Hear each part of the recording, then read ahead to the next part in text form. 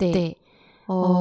굉장히 여러 가지 플랫폼을 설명드린 이유를 영상으로 좀 보여드리고 싶었어요. 네, 다시 한번 보여드리고 싶었어요. 우리가 꼭 한 공간에 모여서 이야기해야 되는 건 아니다.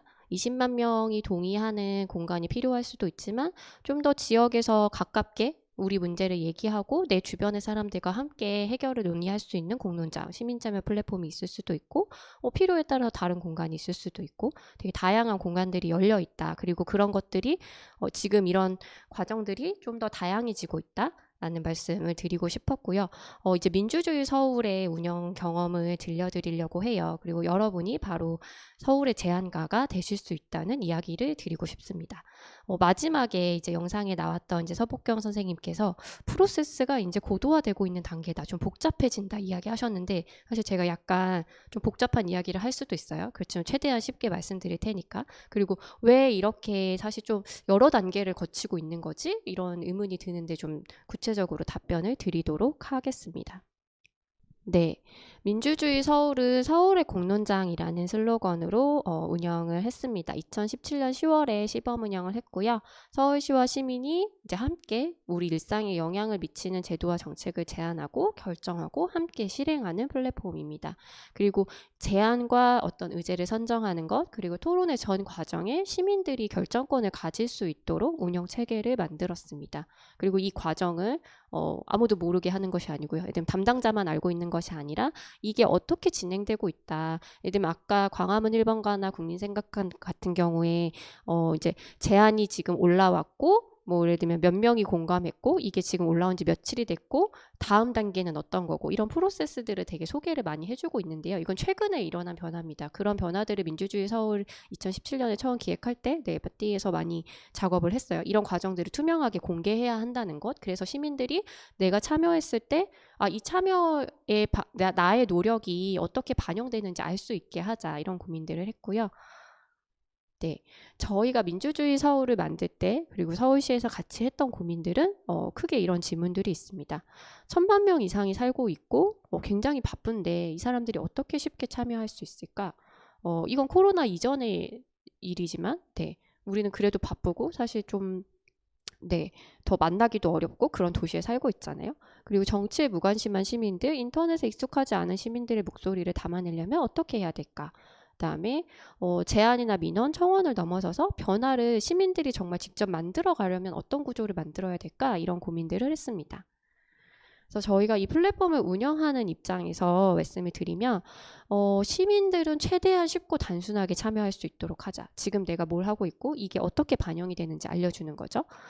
그래서 이름도 굉장히 쉽게 민주주의 서울이라고 지었어요. 정말 우리가 아까 얘기했던 우리 내 문제를 쉽게 이야기하고 같이 결정하고 같이 토론하고 이게 민주주의의 기본이라고 할 때 이 공간에서 하는 건 민주주의야. 그래서 민주주의 서울이 된 겁니다. 그래서 쉽게 기억하실 수 있죠. 네. 대신 운영자가 그 뒤에 복잡한 과정들 저희가 플랫폼을 만들 때 이제 그런 고민들을 하는 게 있어요. 사실 되게 잘 만든 서비스, 정교한 서비스라고 하는 것들은 겉으로 보기엔 심플하지만 그걸 심플하게 만들기 위해선 뒤에 복잡한 과정들이 있는데 그걸 누가 감당할 것이냐? 이용하는 시민이 아니라 운영자가 감당해야 된다라고 저희는 생각을 했습니다. 예를 들면 어떤 정책 제안을 할 때 사실 앞에 말씀드린 플랫폼도 그렇고 지금 주민참여 사업들에서 굉장히 빡빡하게 작성해서 제출해야 되는 어떤 정책 제안서를 요구하는 경우가 많아요. 그런데 민주주의 서울은 그런 거 없이 정말 시민이 자유롭게 의견을 남길 수 있고 그것을 토론을 통해서 함께 발전시키는 방법을 생각을 했습니다. 그리고 참여의 공간이라고 했을 때 또 민주주의를 얘기할 때 굉장히 거창한 어떤 이슈를 생각하시기도 하는데요.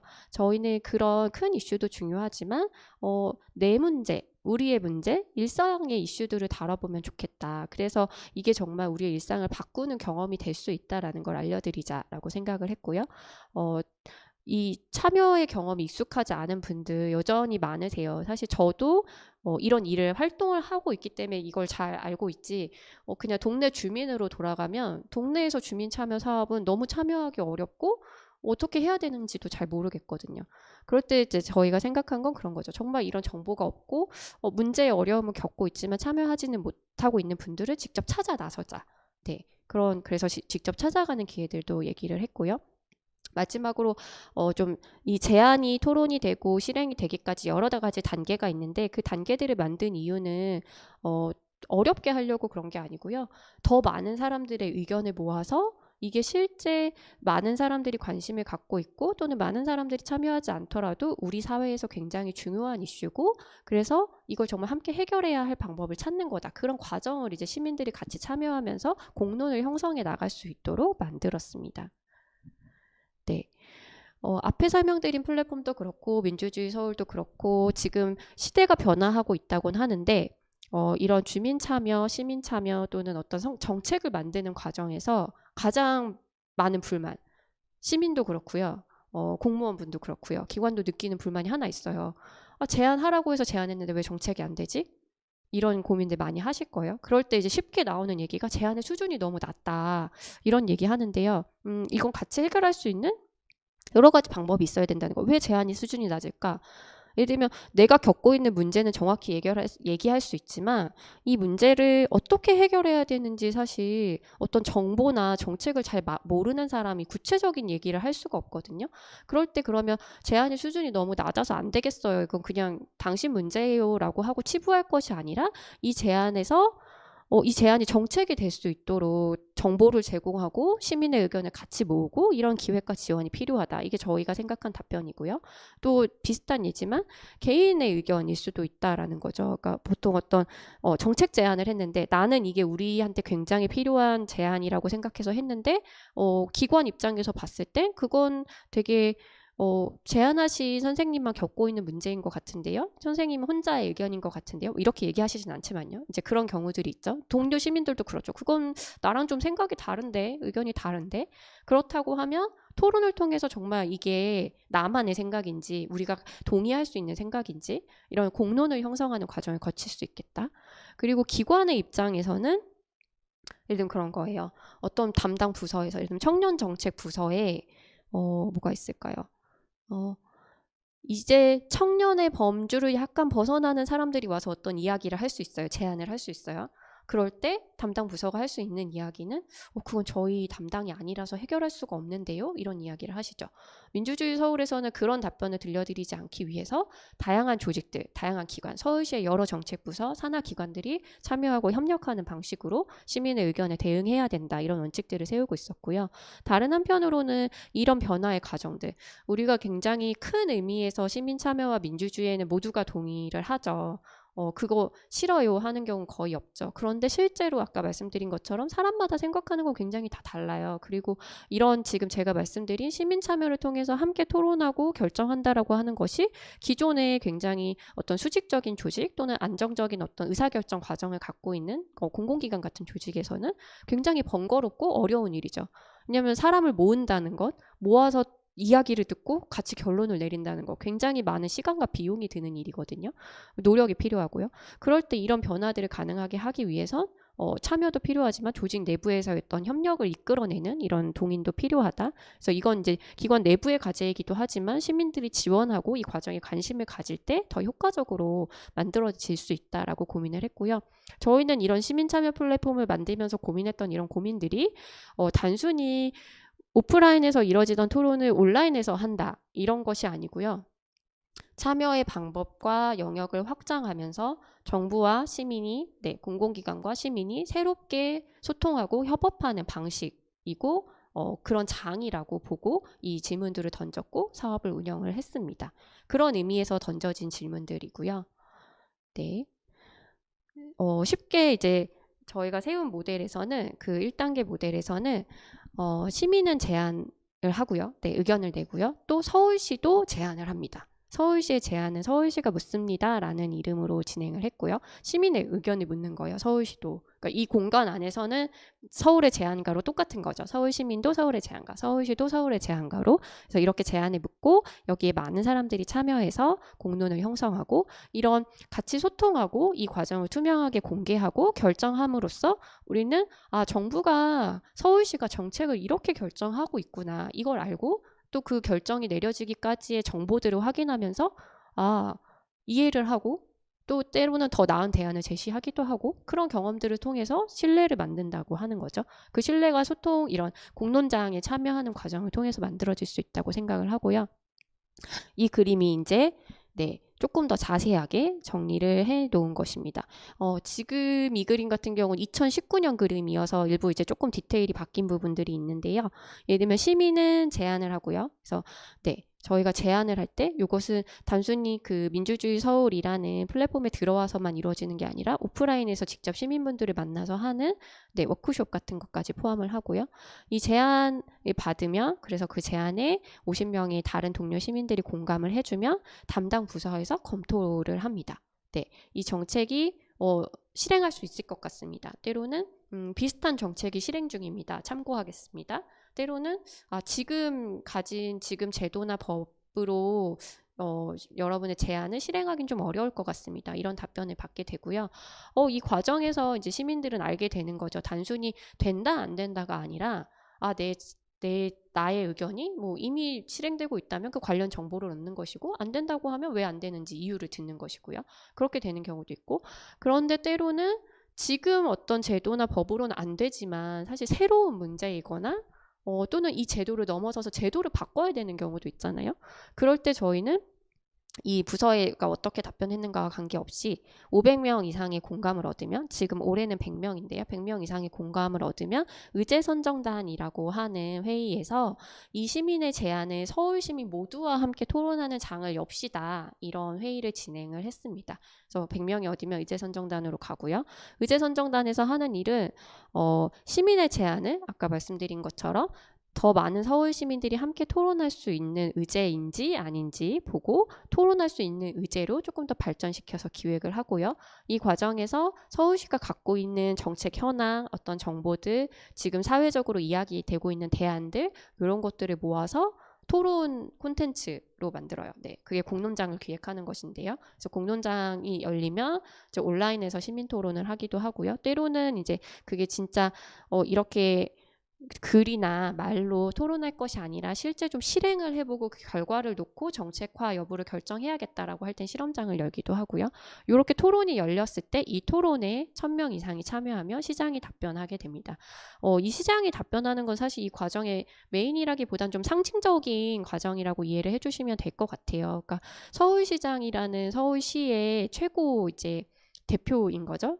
결정권자가 이 답변을 한다라고 하는 것은 정책 담당 부서에서 그만큼 이 시민의 제안, 우리가 토론한 의견들을 성실히 검토하고 성실히 답변을 내놓는 과정이 이루어진다는 것이죠. 그런 장치로서 들어가 있는 것이고요.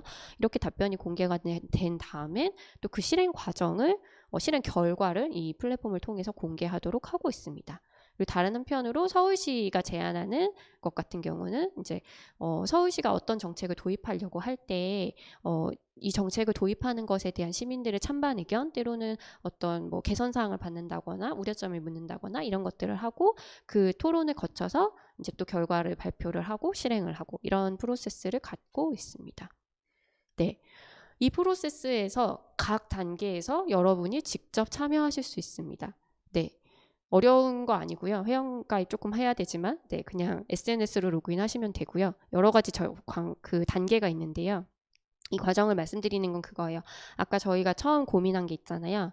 굉장히 바쁘고 어렵고 경험도 없고 근데 그래도 그런 분들도 들어와서 의견을 내면 좋지 않을까? 어떻게 쉽게 참여하게 할 수 있을까? 공감하는 것부터 할 수도 있잖아요. 그래서 가장 쉬운 건 다른 시민들이 올린 제안을 읽고 공감을 하는 겁니다.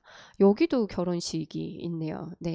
예비 신부가 이제 결혼식을 하는데 식비가 취소가 안 된다. 이거 어떡하냐. 대안을 마련해달라 이런 거고요. 분양 문제도 있고요. 교통 문제도 있고요. 이런 제안들을 읽어보고 공감하는 것도 우리 다른 사람들이 겪고 있는 문제, 내가 겪고 있는 문제에 대해서 좀 의견을 표시하는 거죠. 그리고 시민 토론. 아까 말씀드린 그런 제안이 이제 100명의 공감을 얻어서 의제선정단 회의를 통과하면 토론으로 열리는데요. 여기 나온 이슈들이 그런 것들이 있습니다. 여기 제안에 이제 토론에 참여해서 댓글을 남기고 의견을 남기는 방식으로 참여하는 것도 가능하고요. 서울시가 묻습니다라고 해서 서울시가 묻는 정책에 대해서 의견을 내는 것, 투표에 참여하고 의견을 내는 것. 사실 이것들이 아주 오래 걸리는 일이 아니잖아요. 조금만 시간을 내면 되잖아요. 근데 이렇게 참여해서 정말 한 줄 한 줄의 답글이 소중합니다. 행정기관 입장에선 이런 사업을 하는 이유. 그래서 이렇게 내가 새로운 아이디어를 내긴 좀 어렵지만 다른 사람들이 무슨 생각을 관심을 갖고 있는지, 서울시는 지금 뭘 하고 싶어 하는지 이런 걸 살펴볼 수 있는 공간이고 의견을 낼 수 있는 공간이다. 말씀을 드리고 싶고요. 네, 여러분이 제안가가 되실 수도 있죠. 그래서 시민 제안을 등록하는 창을 보여드렸는데요.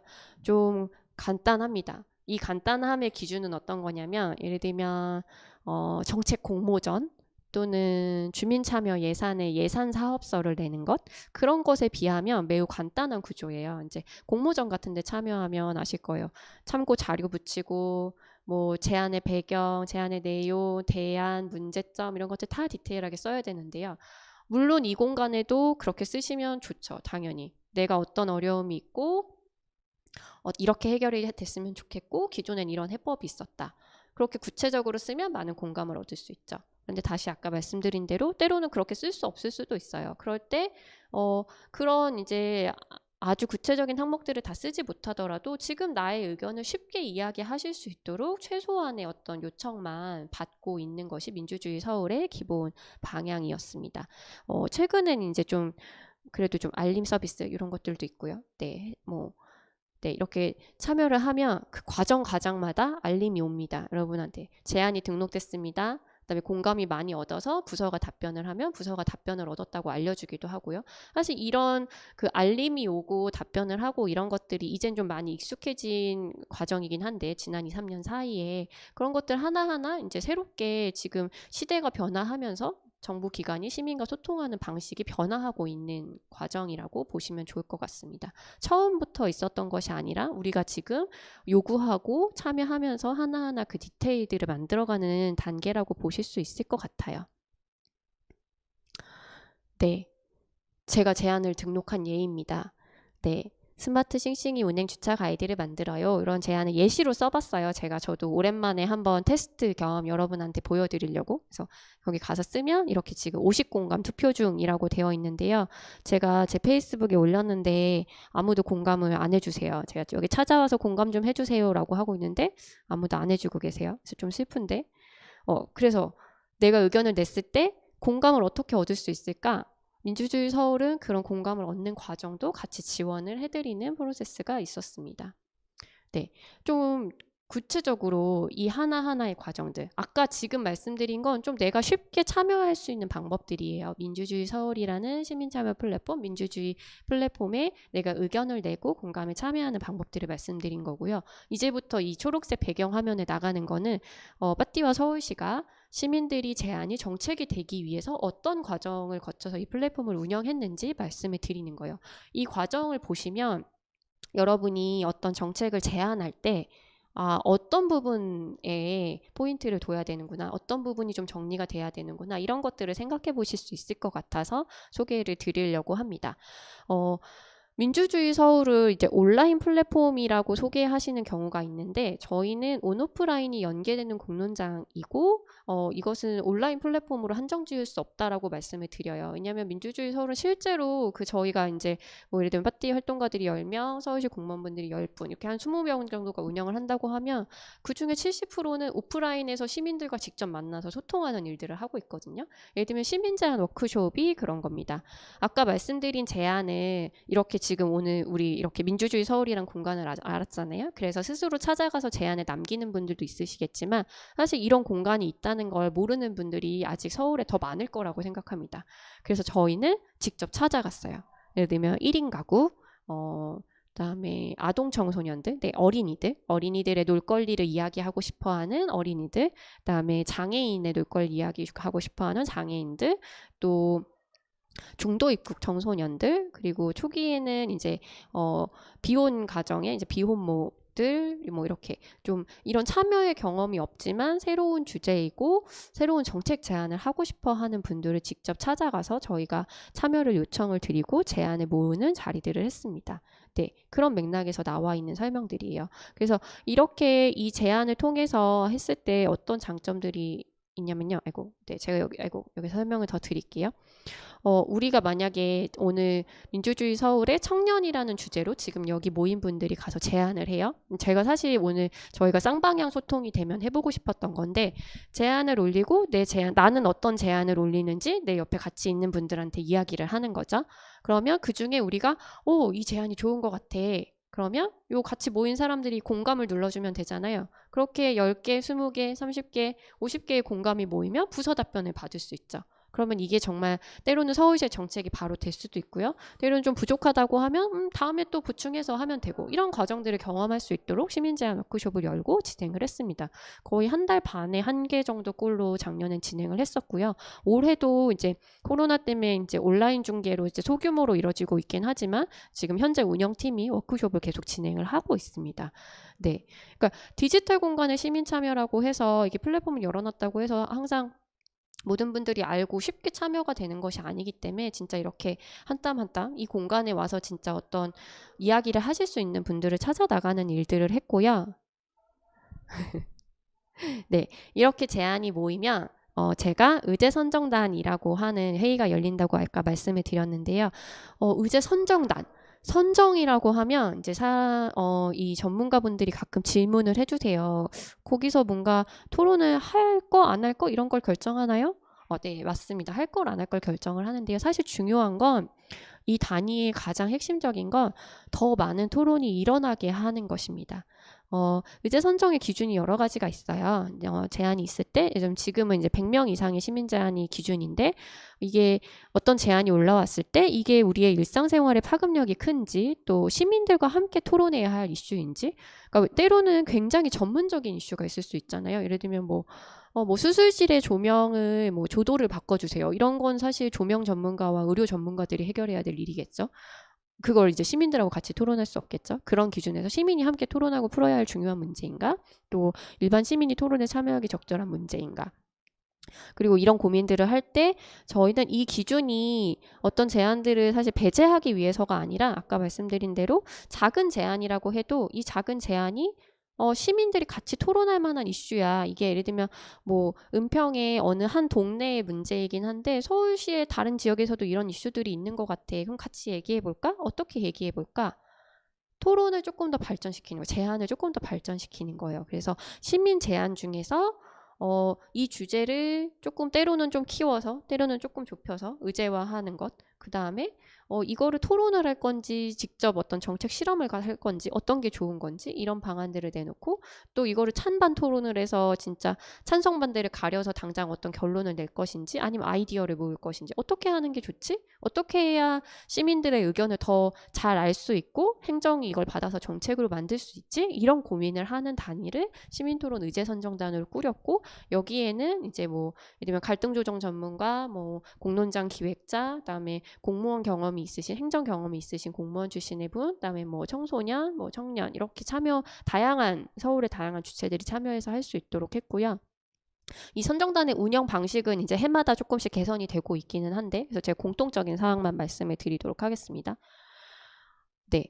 제안에서 토론까지 사실 빨리 진행되는 과정은 아니에요. 시간이 좀 걸립니다. 근데 그 예시를 좀 들어드릴게요. 이렇게 어떤 제안이 이런 과정을 거쳐서 정책이 됐는지.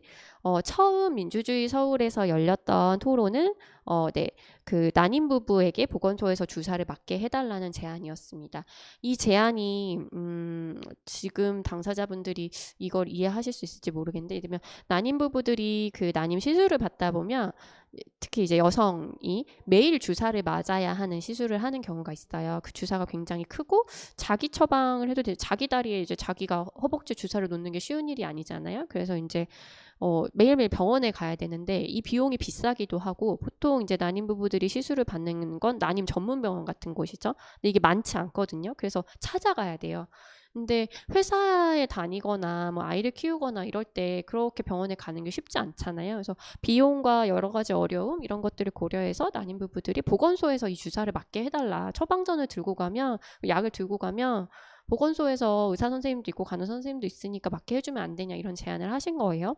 그랬을 때 당시 이제 기준으로 이 보건 업무를 담당하는 서울시의 담당 부서에서는 어렵다. 보건소의 주 업무가 그게 아니다. 그리고 다른 곳에서 내린 처방을 여기서 그렇게 시행을 하는 게 좀 분쟁이 있을 수 있다. 이런 답변을 내놓으셨어요.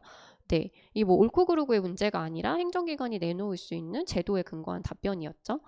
그런데 이 주제가 이제 저희가 봤을 때 굉장히 좀 사회적으로 중요한 이슈잖아요. 저출산 문제라고 하는 게 우리 사회가 많은 관심을 갖고 있고 당사자들도 많고 굉장히 해결하고자 하는 의지가 많고 대안도 여러 가지가 나와 있는데 어떻게 해결하지? 그래서 의제선정단에서 토론을 열어보기로 했습니다. 그리고 실제 토론을 열었어요. 그래서 그 토론의 결과 5,000명 이상의 시민이 참여했고요. 보건소에서 난임부부 주사 맞을 수 있게 찬성 의견이 나왔습니다. 그래서 서울시에서 당장 시행할 수 있는 건 아니죠, 물론. 그렇지만 이 토론을 계기로 서울시에서 아주 성실히 답변을 해주셨어요. 네, 정책 당사자, 이 난임부부 당사자분들과 만나서 간담회를 하고요. 그 간담회 담당 부서, 시장님, 뭐 여러 가지 관계부처들이 참여해서 가능한 방법을 찾아보겠다. 그리고 그 가능한 방법을 찾고 대안을 마련하는 과정에 당사자들을 참여해서 정책을 결정하는 정책 TF를 운영하겠다. 이런 정책들, 네, 정책 방안을 발표를 했고요. 민주주의 서울을 통해서 이 과정이 다 공개가 됐고 결과까지도 공개가 됐습니다. 네, 이런 과정을 거쳐서 네, 시민의 제안이 정책이 되는 사례고 다른 하나는 이제 길고양이 동물 그 보호 조치 관련된 토론이 진행이 됐었습니다. 네, 요 사례 제가 너무 이야기를 많이 하고 있는 것 같아서 좀 짧게 넘어갈게요. 예를 들면 이 토론이 어떻게 발전했는지 보시면 좋을 것 같아요. 그 서초구에 사시는 한 시민분이 올려주신 거예요. 서초구에 지금 그 재건축을 하는데 아파트가 이제 그 공사를 하면 폭발을 시키잖아요. 이렇게 벽을 치고 폭발을 시키고 부시게 되는데 그렇게 될 때 최근에 아시겠지만 이제 그 안에 있는 나무들은 이사를 가기도 하고요. 사람들은 다 이사를 가죠. 근데 고양이들은 이사를 안 가는 거예요. 이 정주동물의 특성상 이사를 안 간다는 거예요. 그래서 갇혀 죽게 되니까 대책을 좀 찾을 수 있는 시간을 마련해달라 이런 의견들이 올라왔습니다. 부서에서는 또 답변을 하셨죠. 서울시에서는 이게 당장은 뭔가 좀 어려운 것 같다. 왜냐면 이게 뭐라 그래야 되죠? 근거가 되는 어떤 제도가 없었던 거죠. 예를 들면 사실 이 재건축 재개발이라고 하는 건 공공에서 하기도 하지만 민간 시행사가 있는 것이고 어떤 근거가 없이 시나 구라고 해서 다짜고짜 가서 동물을 죽이면 안 된다, 구출해야 된다, 뭐 내지는 뭐 어떻게 조치를 해야 된다 이럴 수 없는 거잖아요. 그렇지만 이제 부서에서 얘기하신 건 최대한 행정적으로 지원할 수 있는 게 있다면 노력하겠다 이렇게 답변을 주셨고요. 근데 이 제안도 이제 토론이 열릴 만큼 많은 시민들이 참여를 해주셔서 의제선정단에서 검토한 건요. 이분은 서초구의 어떤 사례를 이야기했지만 사실 이 제안은 이미 지났어요. 이 공감을 받고 이 토론이 진행됐을 때 이 단지에서 이 문제는 이미 지나가 버린 문제가 됐어요. 공사가 시작이 됐거든요. 그렇다고 해서 그럼 우리가 이걸 토론할 가치가 없냐? 아니다. 재건축, 재개발은 서울이라는 오래된 도시에서 굉장히 중요한 문제고 앞으로도 수많은 곳에서 일어날 문제니까 지금 우리가 시민들과 함께 토론해보자. 그래서 재건축, 재개발 지역에서 동물보호를 위한 어떤 실험 때는 토론이 일어나면 어떻겠냐라고 해서 네, 시민들과 함께 토론을 열어보기로 했고 이렇게 네, 온라인 토론도 진행하고요. 오프라인에서 토론회도 하고요. 네, 전문가분들, 뭐 도시재생의 어떤 사업에 참여하시는 분들, 그다음에 돌봄 활동을 하시는 분들, 정책 담당 부서 이렇게 참여를 해서 토론회를 하기도 했습니다. 이런 의견들을 다 모아서 이제 서울시가 답변을 합니다. 이 토론 과정에서 제가 또 하나 말씀을 드리고 싶은 게 있는데요. 저희는 찬성 반대 토론일 경우에도 예를 들면 비율만 보지 않았어요. 보통 저희가 여론조사 같은 거 하면 찬성 51%면 찬성 끝 이렇게 되는 경우 많죠. 투표 같은 경우도 그렇죠. 그냥 1등만 남고 1위 기록만 남고 다른 이유들 왜 그랬는지 이런 것들은 사라져버리죠. 저희는 의견을 분석하고 담당 부서에 전달할 때도 말씀을 드린 건 찬성이 많다고 해서 그냥 하겠습니다가 아니라 찬성 의견 중에 좋은 부분들은 정책에 이렇게 반영하겠다. 반대 의견 중에 어떤 우려사항 같은 것들이죠. 반대라고 해서 무조건 번적인 반대가 아니라 이유가 있거든요. 반대 이유가. 그럼 그 반대하시는 분들한테는 충분히 납득할 만한 어떤 설명 또는 보완 조치 이런 것들을 들려드리면 좋겠다. 저희가 민주주의 서울을 운영하면서 담당 부서에 그런 말씀들을 드렸고요. 그런 의견을 이제 답변을 받는 과정에서 이제 시민 의견들은 정말 하나하나 네, 이렇게 저희가 빅데이터 분석을 활용해서 이 토론에 참여한 사람들이 중요하게 생각하는 것, 서울 시민들이 중요하게 생각하는 건 어떤 것들인지 좀 키워드로 분석을 하고요.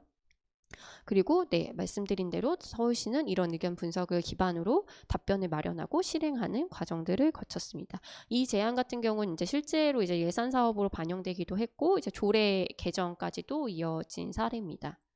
이런 과정들이 있었고요.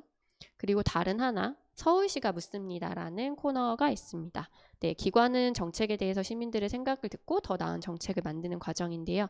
이게 이제 시민들만 참여하는 공간, 예를 들면 빠띠가 운영하는 열린 공론장과 좀 다른 구조인데, 어떤 기관은 이제 실행할 행정력을 가지고 있잖아요. 그런 기관들에서 보통은 이제 전문가들, 이제 담당자들이 정책을 결정하게 되죠. 그런데 새로운 정책을 만들 때 사실 뭐 공청회도 하고 뭐 이런 것도 하고 하기도 하지만 이제 그런 과정들이 좀 투명하게 공개가 안 돼 있는데 민주주의 서울을 통해서 좀 열어놓고 같이 토론을 하고 의견을 모으고 좀 더 나은 방법을 찾아보자 이런 이야기들을 하는 코너였습니다. 그래서 저희가 나눴던 토론 주제들은 식당이나 카페에서 일회용 플라스틱 빨대 사용을 금지하면 어떨까요? 뭐 긴급 소방 활동을 방해하는 주차 차량을 부숴도 될까요? 이런 토론들을 했는데요. 이 토론 이슈들 질문들을 보시면 좀 어떤 생각이 드실지 모르겠는데 저희가 신경 쓴 건 시민 누구나 답변할 수 있도록 질문을 만들고 정보를 제공하는 것을 목표로 했습니다. 이런 공론장이 열린다는 것, 그리고 시민이 함께 참여하고 결정하기 위해서 필요한 건 이 정책이 어떤 정보를 가지고 어떤 현황을 가지고 만들어지는지 그런 정보를 드리고 시민들이 또 그 정보를 보고 그래서 때로는 나하고 좀 내가 생각해보지 않았던 영역인데 저게 필요한 거구나 아니면 이건 좀 다른 방향으로 이루어졌으면 좋겠는데 이런 논의들을 할 수 있도록 운영을 하는 것이죠. 그리고 굉장히 예를 들면 우리가 크게 플라스틱 없는 세상을 위해서 무엇을 할 수 있을까요? 라는 토론을 할 수도 있지만 그거보단 좀 더 구체적으로 묻고 답변을 받고 하나하나 정말 실행을 만들어낼 수 있는 질문을 해보자. 이런 기획 의도를 가지고 서울시가 묻습니다를 운영을 했습니다. 그 중에 한 사례로 이제 공공기관의 비상용 생리대를 무료로 비치하는 제안이 있었고요. 이제 이 토론 같은 경우는 이제 토론을 통해서 많은 시민들이 사실 부서에선 좀 걱정을 많이 하셨어요. 이 생리대 이슈라고 하는 것들이 여성분들은 많이 공감하실 텐데 또 이게 공적인 공간에 나왔을 때 사실 잘 모르는 사람도 많고 이게 정말 그렇게 해야 될 일인가? 그리고 또 때론 젠더 이슈의 어떤 특성상 그냥 좀 혐오와 반대 이런 것들을 경험하기도 하고요. 아무튼 그런 것들이 있어서 담당 부서에서 걱정을 하셨는데 이 토론을 열어서 정말 많은 분들이 찬성하고 있다라는 걸 확인을 하고 그 의견을 바탕으로 시범 사업을 해서 굉장히 좋은 평가를 얻고 서울시 전역에 확대하는 이런 사례가 있었습니다. 이 사례 같은 경우는 진짜 이런 과정을 거쳐서 이 정책 자체가 실행이 된 것들이 상을 받기도 했고요. 이쪽 그림이 굉장히 갑자기 삭막해졌죠? 그럼 우리는 토론만 하고 끝나는 건가요? 예를 들면 민주주의 서울은 지금 보시면 이제 제가 우리가 토론을 해서 어떤 정책 변화를 만들어냈는지 설명을 드렸는데요. 사실 이 토론의 결과물, 지금 말씀드린 이런 토론의 결과물이 바로 서울시가 어떤 의무적으로 정책을 만들어야 되는 그런 구조는 아닙니다. 아직. 왜 그런 구조를 만들지 않았냐면 아까 말씀드린 대로 지금 이제 우리는 한 발 더 나간 거예요. 1대1로 비공개로 또는 조금 민원을 제기하고 소통한 단계에서 좀 더 공개적으로 더 많은 시민들과 정보를 공유하고 토론하는 단계로 나아갔고요.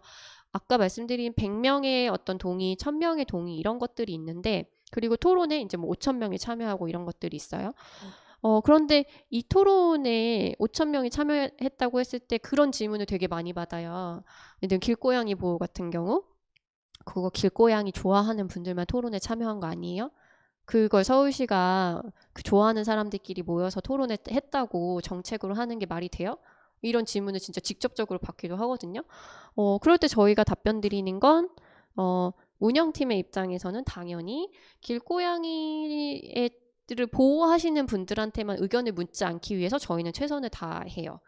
다양한 의견을 가지신 분들, 도시재생 지역의 어떤 현장에서 공사하시는 분들, 정책을 만드시는 분들, 전문가분들한테 의견을 묻고 참여하실 수도 있도록 하는데요. 사실 5,000명이 참여할 때 이 문제에 정말 관심이 있고 애정이 있는 분들이 참여를 하시죠. 그래서 그 토론이 어쨌든 좀 합리적인 이런 토론의 과정들을 거쳐서 나온 것이기 때문에 부서에선 최대한 성실히 검토하고 정책을 만드는 것이고요.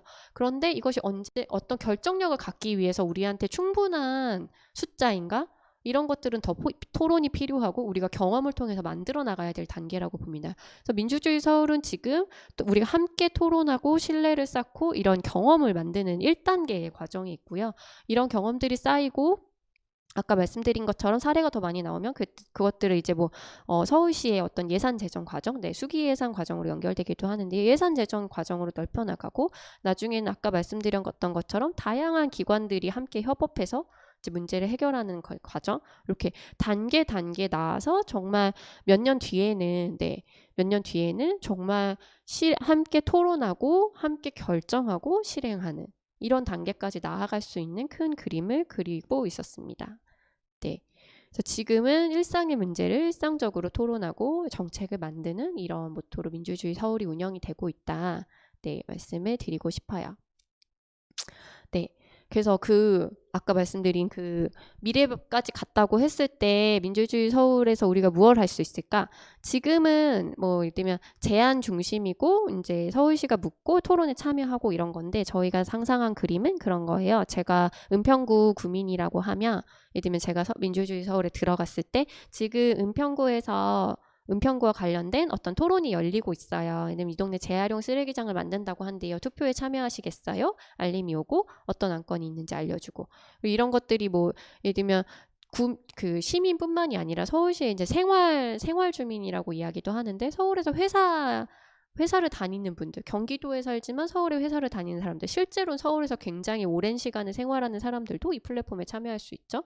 또 외국인도 참여할 수 있고요. 되게 이렇게 서울에 사는 다양한 주체들이 자기 지역에 또는 자기 문제에 관심 갖는 이슈에 대해서 쉽게 참여할 수 있도록 정보를 제공하고 결정하는 이런 모습들을 상상을 해봅니다. 네, 조만간 이루어질 거라고 기대를 하고요.